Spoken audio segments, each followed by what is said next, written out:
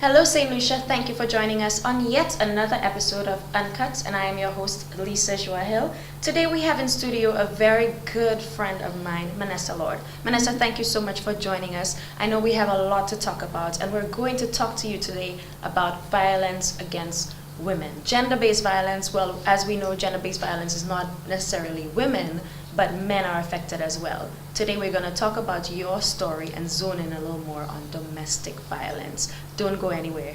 We'll be right back.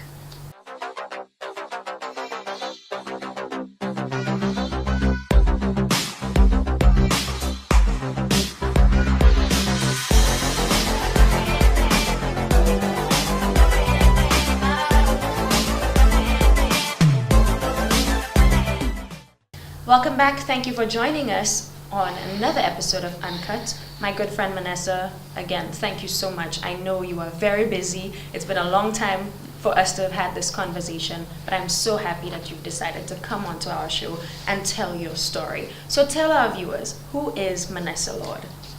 Thank you so much, Lisa. My pleasure. Manessa Lorde is simply a strong woman. A very strong woman. So what is it that you do in your spare time? I know that you're a singer and you have a couple of songs out there. Mm-hmm. What is it that you do on a regular basis? We just want to get to know you. Okay, in a nutshell, I do outreaches at the Boys Training Center Oh. and different other places, and at home I am a seamstress. You're a seamstress? Yeah. Okay, so I'll have to gotta hook a sister up. All right, so Manessa, we're here to talk about domestic violence. Mm-hmm. When it was just by chance, I remember coming on a bus. I was coming to studio, and then I hadn't seen you for so long. I was like, "Hey, girl, how are you?" And we just went into a conversation where you started to tell me what it is that you had gone through and how you have been coping. And I could not let this opportunity pass because I believe that you would be instrumental in helping a lot of young women, a lot of women out there understand that, you know, this is serious. But if we continue to stay quiet on those issues, we're going to have a lot of problems. So let's start. I know you were 4 months pregnant. Was it 4 months pregnant at the time that you experienced domestic violence? Yes. So the stage is yours. How did this all start? How did you get caught up in this? Okay. It started, I was 14 What? years old when I met this guy, and he was my athletic coach Okay. at school, that is. And So underaged, 14. yes, athletic coach. and he was about 9 years older than me. Yeah, so, sorry, leave my hands down. It's okay. It's okay. Yeah, yes, so I met him there at school. He was a nice guy, you know, we started chatting and so on. Okay. Just a casual relationship grew into something really But you were 14. mature. Yeah. Alright. And we were good. We were going easy, going well. And to the point, I was 17 when I was forced to leave my parents' home. Forced to leave by him. I don't want Go to ahead. explain why. Okay. But alright. I was 17 when I was forced to leave my parents' home. And I moved in with him. Okay. So not too long after I got pregnant. Initially, he was excited. No. A little while after, he expressed that he wasn't ready. So I need to terminate the pregnancy.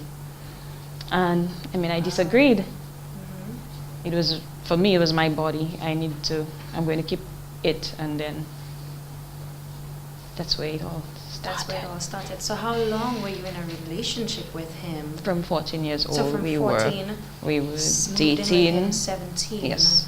And then not too long after you got pregnant. Mhm. And he did not want you to keep the baby, Mhm. but you were adamant that you wanted to keep Yeah. the baby. How did he react to that? He went to my mother, asking her to encourage me to terminate. He started threatening me that if I do not remove, then he would kill me. you know, the relationship just became total turmoil, you know, very insultive and so on. I remember there was one incident where he held me from my throat up, shoved me on the wall with my feet suspended. I was pregnant during that time. Wow. And he said, if you do not remove it, I will kill you. What's that? If you do not remove it, I will kill you. Yeah. So that was one. And I can only imagine how frightened you it were was. at that time. I would be so depressed at times. I remember once I locked myself in the washroom, and he was out, so I was the only one home, and my plan was to get rid of myself because I was so depressed. I see. And I took a bottle of wine and I drank it, you know, and I had a rope. So my plan was to drink it and, you know, just hang myself in the shower. Yeah, but he got there. By the time I was finished with the bottle, you know, he banged on the door and so on. So it must have been that bad for you to want to resort to an act like that, for you to want to commit suicide. So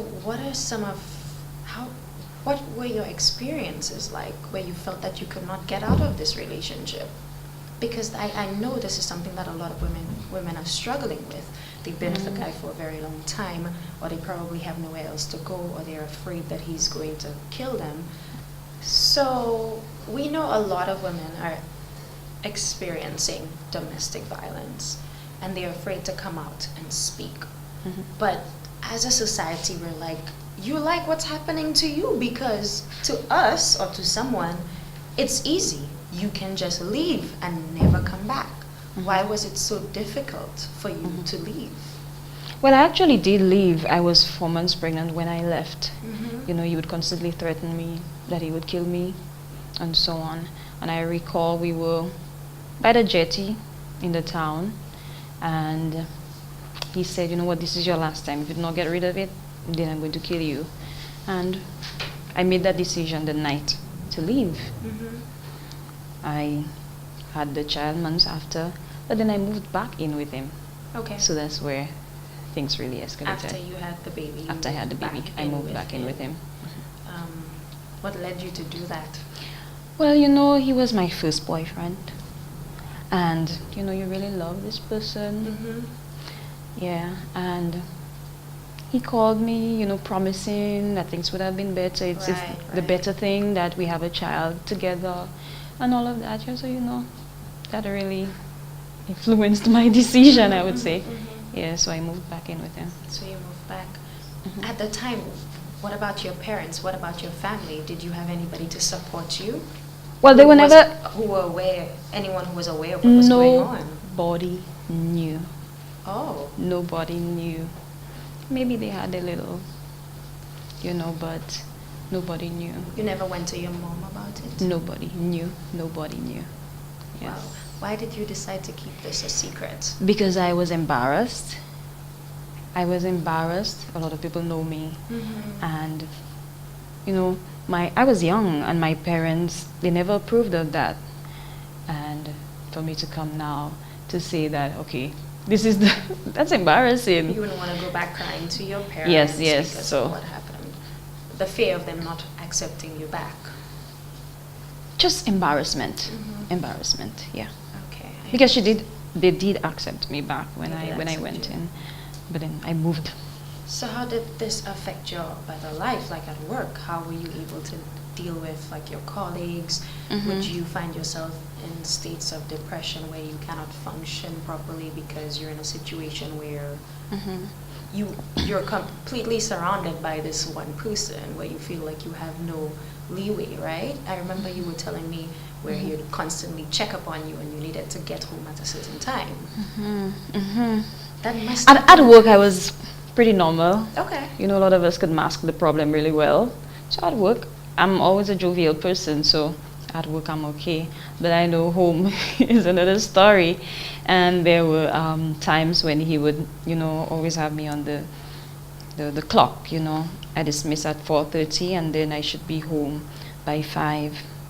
And you know the traffic And light, there's traffic. you know. And Yeah, you so work if in I'm pastries. not there by 5, then, you know, it's chaos. at the house. We would get into physical, altercations. Yeah. Wow. So what happened? How did you get out?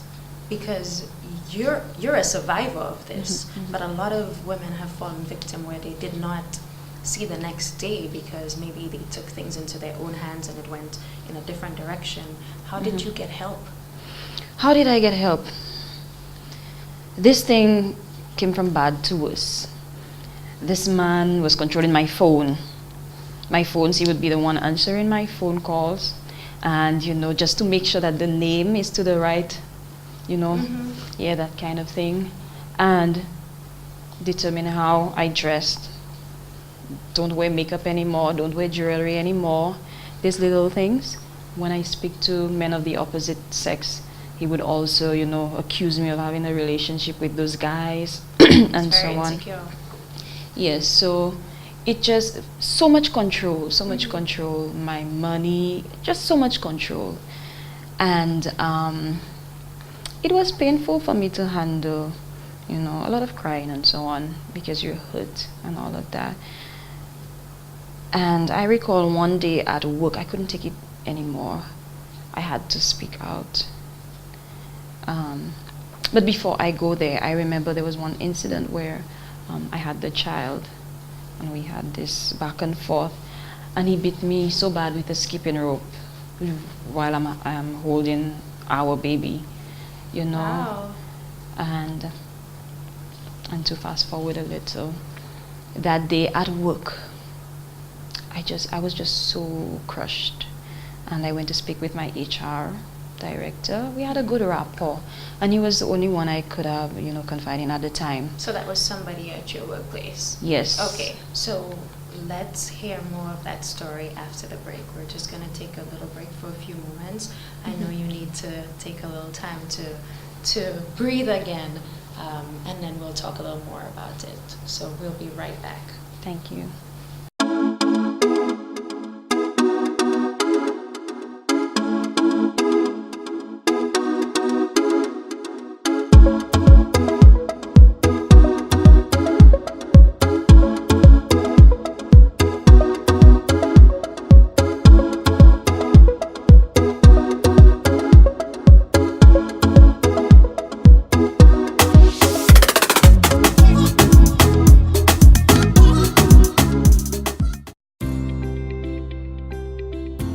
If you haven't checked out Ram J's Auto Parts yet, what are you waiting for? We stock a wide assortment of older and newer model popular car and SUV parts.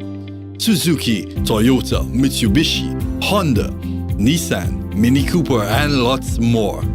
That's not all, Ram J's also stocks truck and heavy equipment parts. And if that won't help you, we also do heavy equipment rental to keep your downtime at a minimal. Ram J's Auto Parts is located Masad Industrial Zone, Grocery. Contact us 450-0495 or 716-1400 or email ramj35@hotmail.com.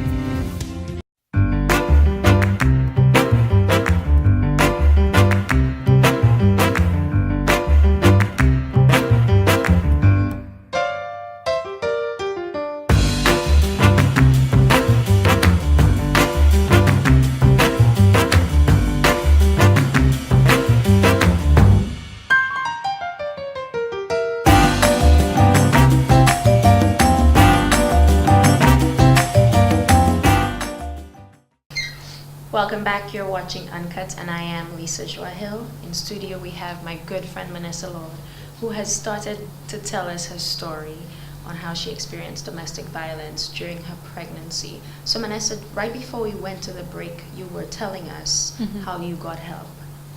First, you went to someone at work, right? Yes. And then so please go ahead. Yeah, so I spoke with my HR director, and I told him how this is my situation and I really don't have somebody to speak with. Was that easy for you to speak to? It wasn't at all, because it was my first time speaking about it. Embarrassment, really, Yeah, and, he allowed me to cry and vent out, I vented for maybe a good 15, 20 minutes, I would say. Just crying and weeping and, Right. 'Cause it's so much. Yeah, I had to get it out because I wanted help. I wanted help. This guy was constantly threatening to kill me, and it's either I stay until I die or, try to run for my life. Mm-hmm. So he helped me dissect the situation and try to come up with a decision. If that is what I want to do, then, I need to make a decision. So I felt relieved when I left his office, but still overwhelmed because I'm like, I actually have to make that decision. Today was the day. Yes, and today was the day. So on my way home, I'm speaking to my supervisor who gave me a ride. And, I'm like, okay, I told the HR, I might as well tell her because I feel better speaking about it. Okay. So I gave her, a brief synopsis of, the things that I had been experiencing. And the night, it was drama in the house. It was drama in the house. Yeah. Okay. It was drama in the house. And I remember on the house on pillars, and I sat under the house, and he was heading upstairs. I cannot even recall what we were arguing about, but he went upstairs. He stayed a good while upstairs. I was new to the area, so I don't know whether to run north, south, east, or west, but Okay. at the time the place was very dark, not too many lampposts on the road, and it was really late, maybe after 10, 11 or so. And he already threatened me, and I'm there, and I'm like trying to encourage myself, you need to leave tonight, and I saw this guy coming down the stairs. So I'm under the stairs, but I'm looking up, sliding a knife through his pants, not his pocket, his pants. And I'm like, okay, wow, the water is getting hot. Yeah. So he came to me and started pushing me around and all of that. He took a brick and he threw the brick at me. The brick, right by a thread, I would say, it almost hit me on the side of my waist. And I'm trying to wrestle with him, to behave and that kind of thing. And do you know those big 6-inch pipes? Mm-hmm. I think they use it for the toilet or something, Right. but some sort of plumbing. Mm-hmm. And when he swung it at me, it still didn't hit me. But we were in that chaotic moment. And I push him and I'm trying to go away. And then, we're still in that tug and all of that. Then he grabbed me by my wrist and he said, let us go. But I'm very aware that he has this thing in his pocket. He said, tonight you're dying. And he held me and I'm screaming for my life. But the neighbors are so far. My gosh. And it's dark. Mm-hmm. And I'm saying, please, please, please, let's try to work it out. I won't leave you. Let's try to work it out. I won't leave you. And we're walking down the road. And, all on the way, he's at me, So I'm thinking to myself, you know what, I need to find a way. He's bigger than me and he's stronger than me. Mm-hmm. I cannot escape because this man is He's holding still my holding wrist. onto Yes, your hand, he's right? holding my wrist, pulling me down the road. And so I told him, you know what, I held on to him.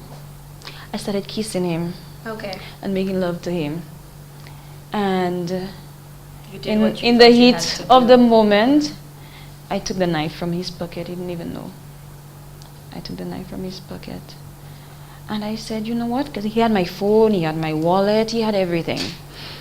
And I said, you know what? Can you call my supervisor? Prior to getting home, we had gotten in an accident. Mm-hmm. So I said, can you call my supervisor? Just let her know that I'm on the way to pick up my bag from her house. He's like, no. Okay, then he took the phone and he's calling her. I don't know how. I don't know if it was because I gave her a synopsis of what was going on, Mm-hmm. but when she answered the phone, and I said, hey, so-and-so, I'm on my way to your home to get my bag. I must have left it in the Jeep. And she said, I'm still awake. You could come over. I was so scared because I thought she would have, asked like, what's What? going What on, are you or talking about? is it in, do you, Right, are you right. guys in some, thing again? Or I didn't want him to know anyway. And we're walking down that road, we're walking down that. He didn't ask for the knife. He didn't even. He didn't I don't realize know. it was He gone. didn't realize because all on the way I was lovey-dovey. Kissing him up and so on. We walked all the way behind. How do you call it? Flo? Okay, that's in Soufrière. No, Where is that? that's up north. Okay. That's in Corinth. Uh-huh. We walked all the way behind there. It was after 11 in the night. And it's dark. So we walked all the way to get to her house. And when I got there, he stayed by the road and, I said to him, just allow me to run up to get the bag quickly. And, he's begging, please, no.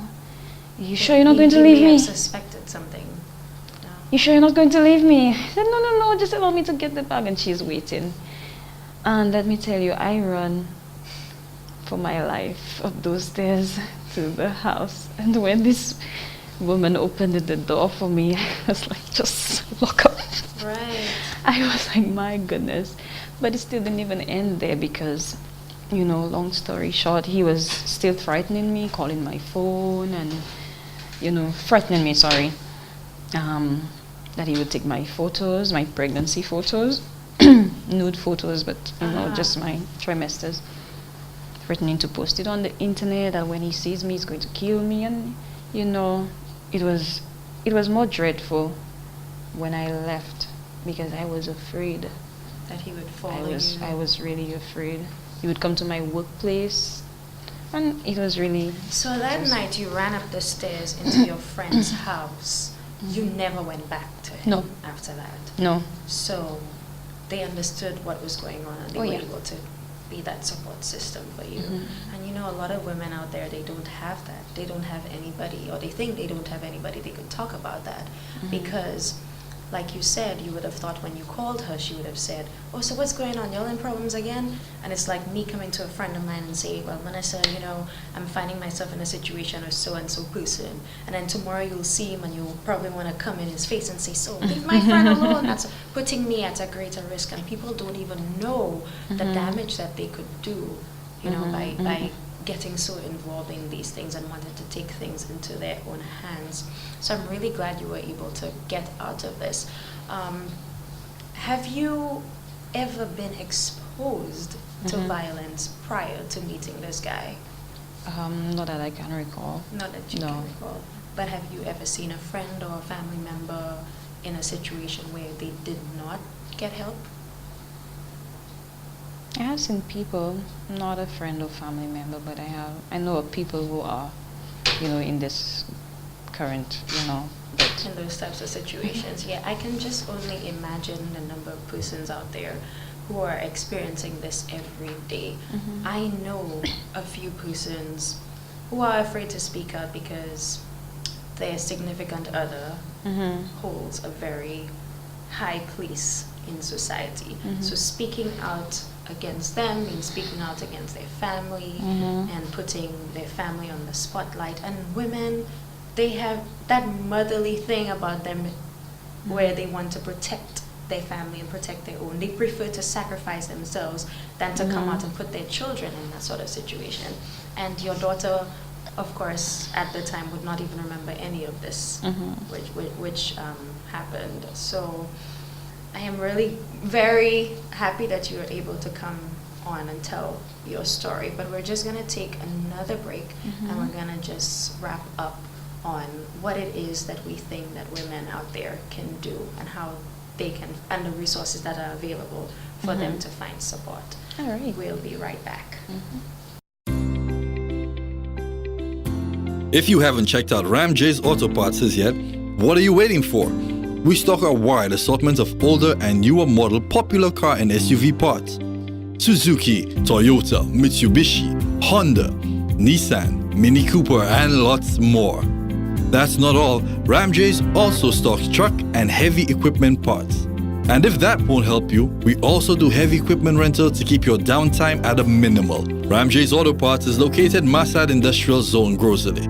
Contact us 450-0495 or 716-1400 or email ramj35@hotmail.com.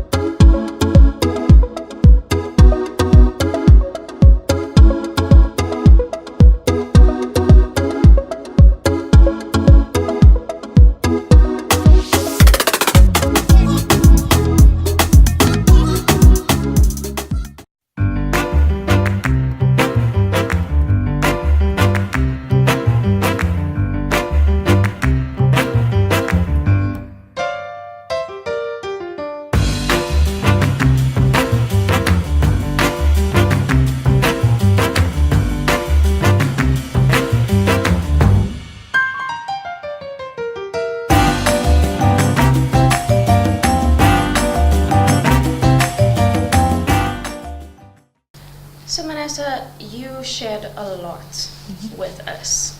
And right before we went into the break, we were talking about a lot of women who are afraid to speak out on domestic violence, on being abused.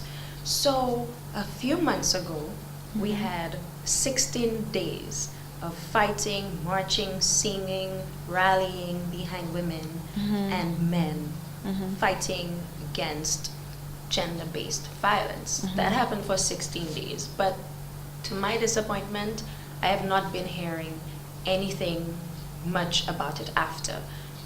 What has been going on since the 16 days? What is happening?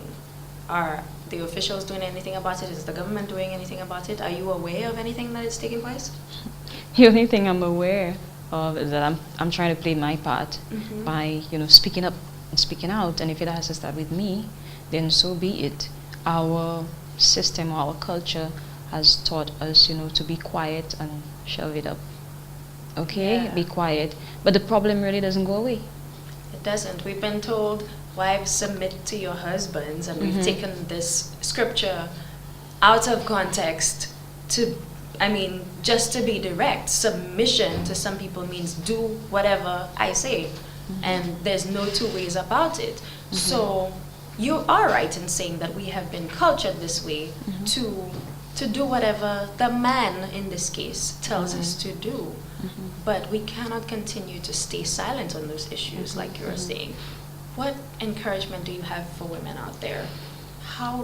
Your situation was very hard, but yet still you were able to get out of it. And I think that was just some sort of miracle, considering that you were in this situation with him with the knife in his pants, and he's threatening you and telling you that you're going to die tonight, but you managed to get out of that.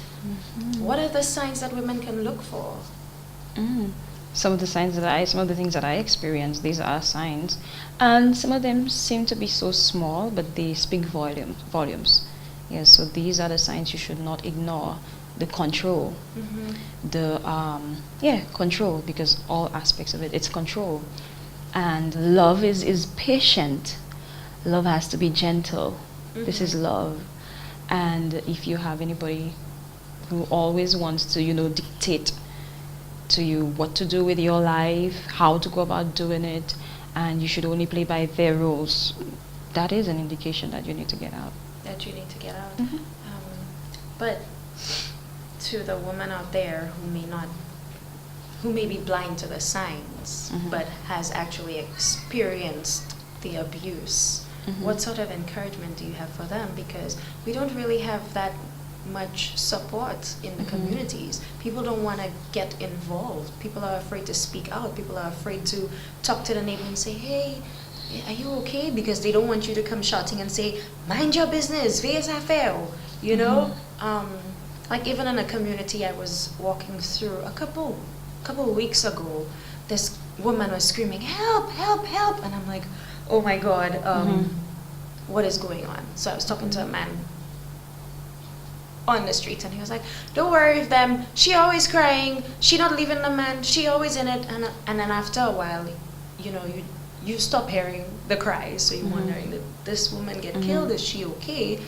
But a lot of persons are afraid to report those things. You're afraid to call the police and say this is happening, because I could still call and say my friend Manessa is going through something, I'm hearing screams at her house, and then you will come, the police will come, and that might put you in even greater danger, because now the man is on the spot, and you know, you cannot speak out on it as the victim because you're afraid. So what sort of encouragement do you have for women out there who are going through this? We have two sides to this coin. We have people who need to recognize that there is a problem. You, the victim, you need to recognize that this is not normal. This is not what real love is, because those same perpetrators, they would say, I love you. So this is not what love is. So that is one side of the coin. And you look at the other side of the coin, where people really want to speak out, but who's willing to listen? Who's willing to listen? Who's willing to give that person a listening ear and some good advice? Well, what are you doing about it, Manessa? I am speaking out about it. I'm doing what I'm doing here. I'm letting people know that this thing is real, and we cannot hide it, because it's affecting every other aspect of your life. It will affect other relationships. It will affect how you bring up your children. It will affect family. It affects society on the whole. It affects everything. So we're saying, say no. Don't continue to think that this is okay, because you could lose your life. Oh yes, definitely. There's no telling where these things could go. I'm thankful. Don't take things into your own hands. I'm thankful that I'm okay. I'm alive and well. Yeah. Because I could have stayed, and you would probably not hear from me today. Well, I'm really and happy to encourage that you somebody are here. else. And I know you find peace and consolation in music. I know you're a singer.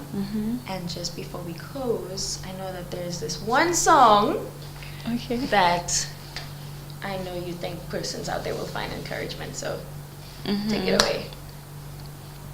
And you can tell us the background of the song too. Okay. I'm trying to pick out one. I didn't even give it some thought. No. This one I wrote, You're Always Ready. And it basically speaks of, you know, me just, you know, I felt really vulnerable at the time and broken. But there's this one person, person that I could, you know, really just open up to, and I know he's always there and ready and waiting and listening to me. So it goes like, You're always ready. You're ready and waiting. You're waiting for me, for me.